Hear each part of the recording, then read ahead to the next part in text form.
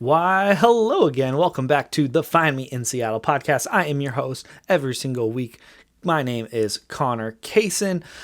I said every single week, but it hasn't been every single week for those few regular followers. I've been super inconsistent. I think I apologized last time for missing the episode. I told myself I'm not going to apologize, though, because it was my own choice. I just blew off recording the podcast for 2 weeks in a row, but last week I was not available. So let's talk about that. What did I do last week? Because I was actually offline for about 5 days, which is the longest social media break that I have taken since I started Find Me in Seattle in 2016. And going 5 days, I was still on. I still checked it every now and then, but my service wasn't very good. And I did not really post any creative. I think I reshared 2 posts on my Instagram stories because I knew I only had 24 hours and there were things that needed to get out there. But for the most part, I was unaware of what was going on in all of your lives on social media. And it didn't feel as good as I thought it was. I actually, when you watch people who are regular yoga practitioners, they always have this like inspirational quote. They post on Instagram and they do their workout and they wake up and they take their selfie in the mirror and they just say, I feel like a completely different person than I did 60 minutes ago. And I don't think I've ever done a yoga session and ever felt that way, or any workout section and been like, I'm a completely new person now. And I kind of feel the same way after the social media break. I didn't really feel like it. I came back energized or excited or, reinvigorated to keep posting content. I think for the first time ever in my, this part of my career that I'm actually feeling the burnout. And it's not so much from posting on social media every day. It's just burned out with the world, right? It's such a crazy time to have your profession be so dug into the internet, which I'm very proud of. It's provided me all the opportunity, but it's hard to separate from the nonsense that happens online. It is absolutely crazy. And so why did you take a break, Conner? And maybe this is why I didn't really feel recharged, because it wasn't so much an intentional break as much of it was mostly out of fear. So breaking news, I'm only going to put this on the podcast. So you listening here on the podcast or watching here on YouTube are the only ones. I'm not going to post this on any of the other pages, but I got on a plane last week and I went to California. And it was for a good cause. It wasn't for just any normal vacation. I was officiating my brother's wedding, which was a huge honor and a commitment that I was so excited to have. It's kind of like a bucket list item to say that I legally married someone. I thought it was cool and so honored that my brother asked me to do it. Originally, it was supposed to be a huge ceremony, and obviously COVID-19, that those plans all changed. There's supposed to be like 70 plus people there. I was super nervous about that, very concerned how that was going to play out. But a couple weeks before, that all got canceled. And so it was just down to the immediate family, siblings, and parents. And so it was just small. There was like 12 of us there at the wedding. It was outdoors on the beach. Beautiful place. The wedding the day of went very smoothly. But the part that was interesting, I was really concerned about, was the flying part. Getting on a plane leading up to Thanksgiving. I'm sure you're all aware of the number of messages: don't fly, don't go out, stay away from your family. And I'm pretty much agree with all of those messages, but I wasn't going to back out of marrying my brother as something I was committed to and kind of a legal responsibility that I was supposed to fulfill for them to get those papers signed. And so Amanda and I, we got on the plane. We tried to plan it out. We're like, all right, we're going to fly out on a Wednesday. Our flight was at 6 a.m. We're like, this earliest flight, it'll probably be the least booked one. And then we flew back on Sunday night. And I felt relatively okay about going to the airport and being on the plane. Actually, with going to California, was probably the least scary part, was actually being on the plane. Compliance is pretty normal when you're flying. People are used to taking their shoes off and walking through security and not bringing their water on through security and listening to the instructions. you've all been on a plane, you know how it goes. And so when you walk into an airport and they've got extra COVID restrictions, it's not really a huge fight to be like, oh, I'm not going to follow these rules, because you're going to follow the rules when you get on a plane. And so I felt pretty good about it. Mask wearing was with everyone. There was some people who, if they're eating or drinking, taking their masks off. They still have a drink service on the plane, which was interesting. So like all at once, everyone takes their mask off. But otherwise, that was not the most dangerous part of the trip, I would say. I would say just walking around and being out in public in California was more concerning, and maybe that's just because you can see everyone not wearing a mask. First, on the plane, you can really see like the 8 people around you, and that's it. And if they're all complying, you're kind of like, all right, everyone's complying. And so I felt weird with posting on social media about it. It just didn't feel comfortable. It was a little bit of a worry. Am I going to get what they call travel shamed? Which understandably so. I probably judge a lot of people right now while they're traveling on a plane. And, it was just weird. So I think a little bit was out of fear, a little bit out of shame, concern, knowing that I wasn't necessarily doing the right thing. I didn't even really agree with myself traveling. And so I was just like, man, if I'm just not going to put it out there. There's nothing good from me putting that out there, except maybe the cornerstone kind of my show is always like exposing what is actually happening. So I wanted to show that, but it was just like, I'm just going to not talk about it. So you guys here at the podcast are getting the exclusive story about flying on a plane. And so since we got back, we've just been in primarily quarantine, getting food to go or curbside pickup at this point. And we took our COVID test this morning. So we're hoping to get that back here. And then through at least the weekend, we'll be in the same process. And I'll start stepping into restaurants to pick up food here in next week. And I want to talk about the COVID test as well. I think I brought it up here on the show. The COVID test, once again, I just need to say how great it is to be a Washingtonian. That we get these tests for free is unbelievable, and how easy they are to get is just so great. They've definitely changed. It's not as easy to get. You can't like book it weeks ahead of time like we've done before. I think now you only have like a 4 or 5 day window to book your test, which is probably understandable. The amount of tests, they've given over 1 million tests. I think it's 1.2 million here in the state of Washington. So, or maybe no, that's not the state of Washington. That might just be King County. Yeah, all test results from King County Public Health, 1.1 million tests in King County. And so we're pulled up, we've gone to the Aurora check station every time. When we went a couple weeks ago, this was right after Thanksgiving in preparation for getting on this plane, and we got a negative test then. The line was huge, but it took us like 30 minutes to get through the line. Today, the line was much shorter, but so fast, and everyone's so friendly. I just feel grateful. I have family in Idaho, and they can't as easily get a test as Amanda and I have been able to here. So I'm super grateful for that, because that has just been so nice and relieving too. If you are the kind of person that is concerned and anxious about getting one and knowing what the results are, it's very accessible as long as you have a car to get there or some type of transportation to get up to the walk-up line. And yeah, hoping for a negative test result. That will be huge relief. And it's really what I expect. COVID just continues to be the number one topic, as I believe it should. Seattle Times released some information that in King County, there were 61,000 tests given between November 7th and the 21st, so in that 2 weeks, and there was a 14.5% positivity rate in that. That was 8,900 people in that 2 weeks right there before Thanksgiving.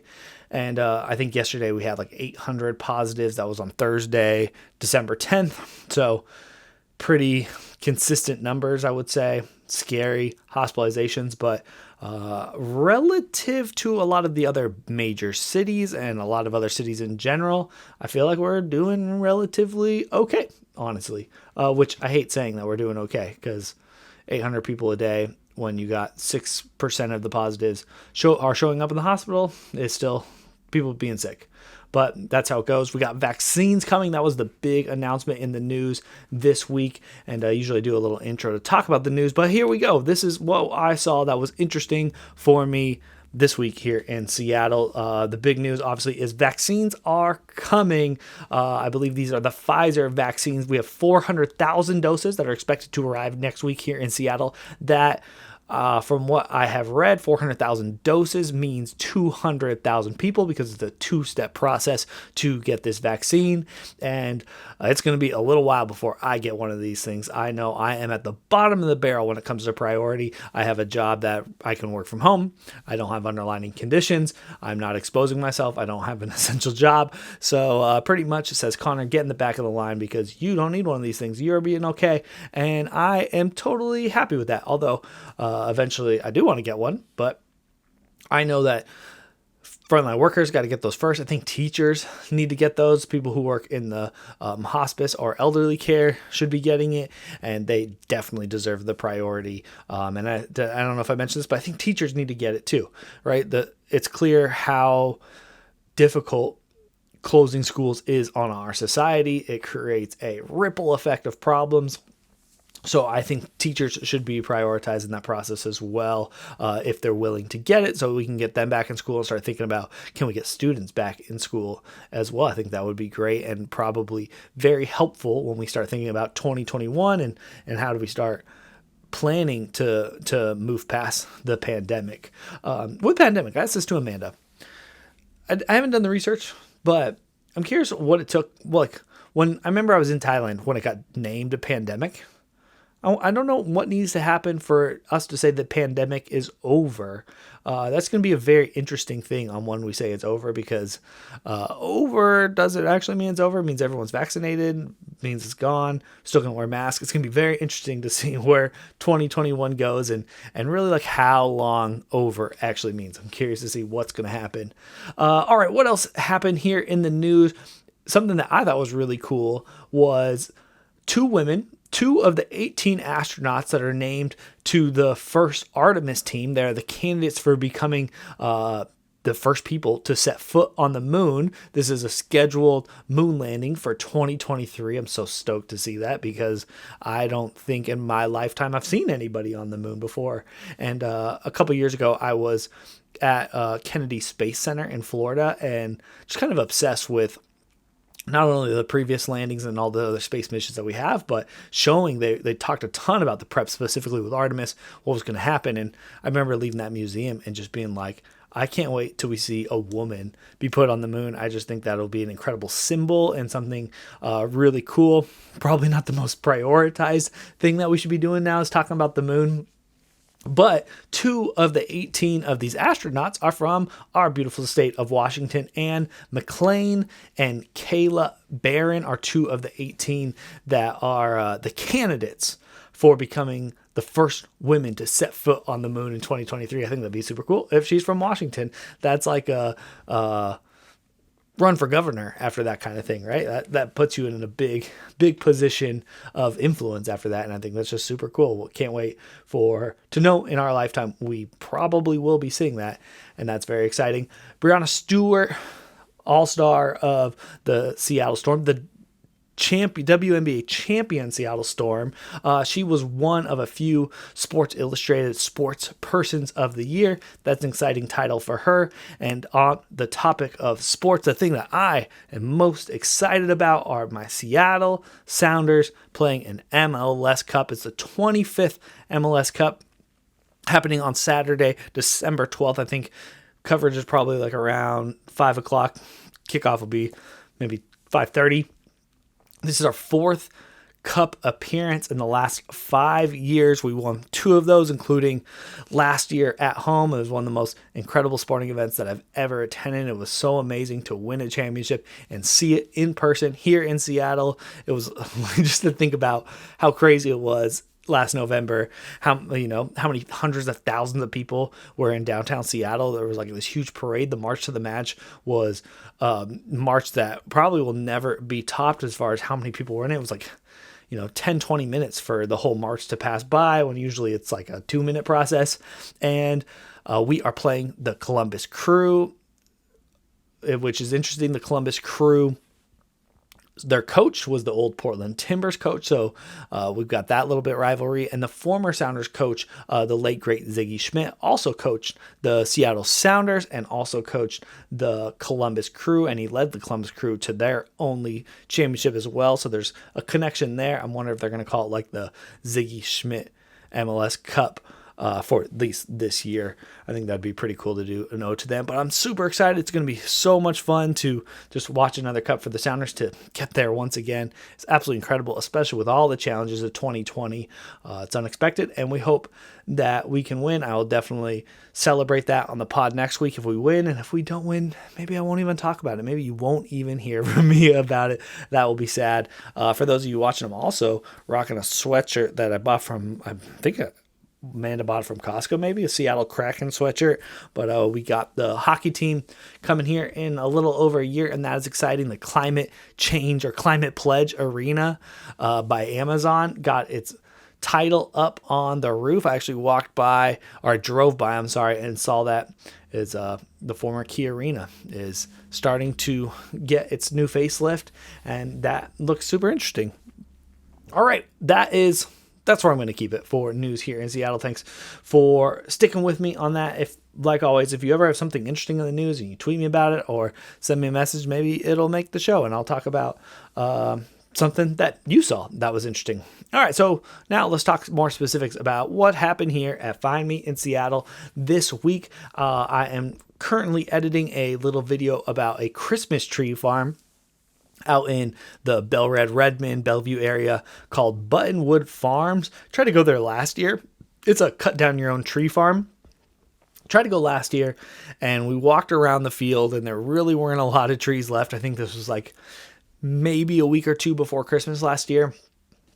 So we learned our lesson and was like, all right, we got to go to this farm early. So Amanda was well prepared. I think because of COVID, they changed the rules, and Amanda made a reservation. So it was reservation based.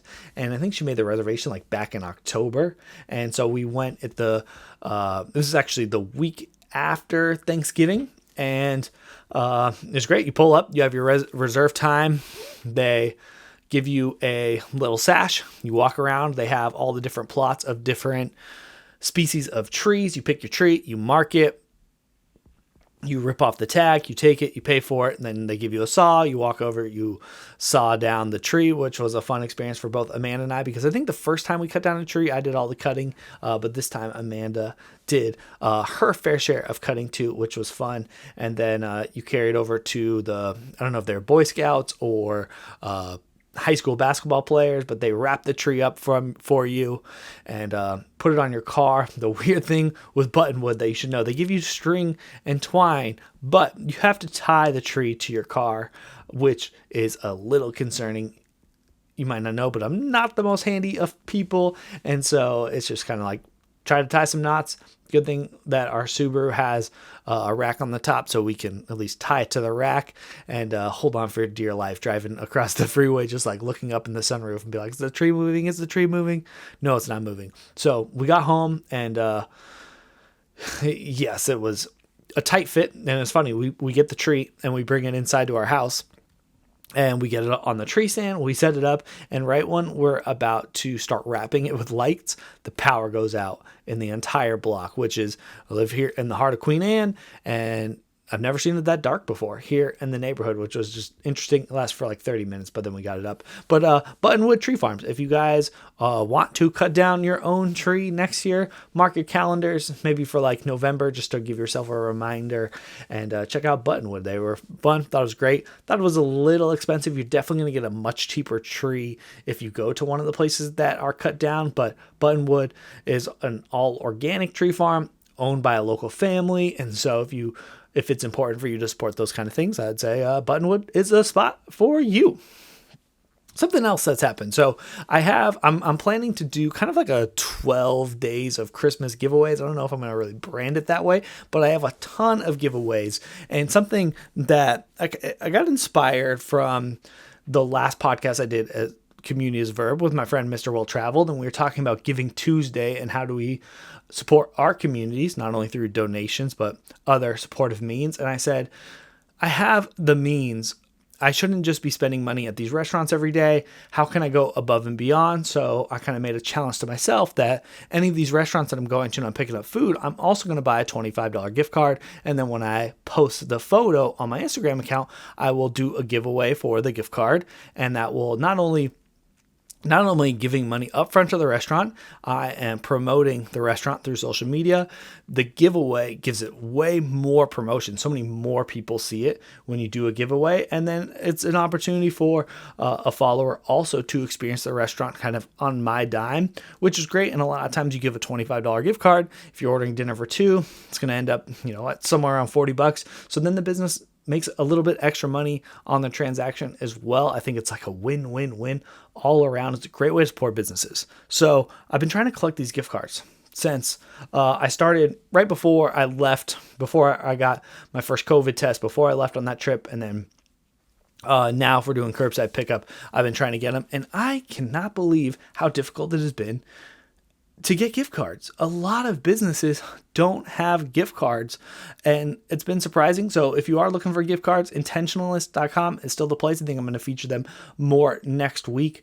But yeah, I think the first week that I did it, I went to 4 restaurants and 3 of them did not support gift cards, which was just like, man, like I had this all wrong. I can't believe these places just don't have the support or services. I naively just assumed that with this and the big push for gift cards here with COVID-19 and want to support businesses and that message getting out, that more businesses would have supported that, especially with all of the digital point of sale systems that we have.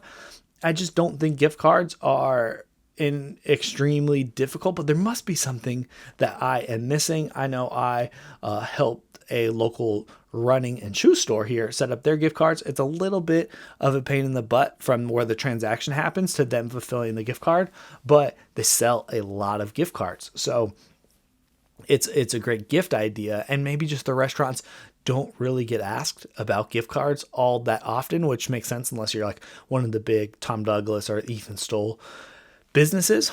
And so that's actually been a little bit more challenging than I thought, but I'm going to research some of the places maybe I missed, and hopefully they are on Intentionalist and they have their gift card system. That would be great. But for those of you who follow me on Instagram specifically, I will have, I've got like almost 10 gift cards now. So I have a lot coming up. As long as the pandemic's going and I have the means, I'm going to try to just be doing more to help support businesses and support you guys and give you a chance to try something new. I think that'll be fun. That's all random selected people. All right. Back to the regular segments, or what some people call flights in the podcasting industry. My next flight is the meal of the week. I am giving a shout out to Belltown's Jerk Shack. I think I've shouted them out before, but I went back and supported their business. One of the places that did not have the gift card, surprisingly. And we ordered the boneless jerk chicken, which comes on a bed of rice and with a few plantains. And we also got the jerk ribs, which also sits on a plate of rice. They've done a good job. Last time I got Jerk Shack, which was, must have been maybe back in July or August that I ate there. And they were still serving like the old sit down menu, what you would think. And so now I was really happy to see that the boneless chicken and the jerk ribs were kind of more like in a packaged box, right? So if you're going to pay $18 for the jerk chicken, it comes with the rice and the plantains like all in one. And I don't remember it being that way before. So I think they've done a good job kind of evolving that this to-go food is here to stay for at least the next couple months.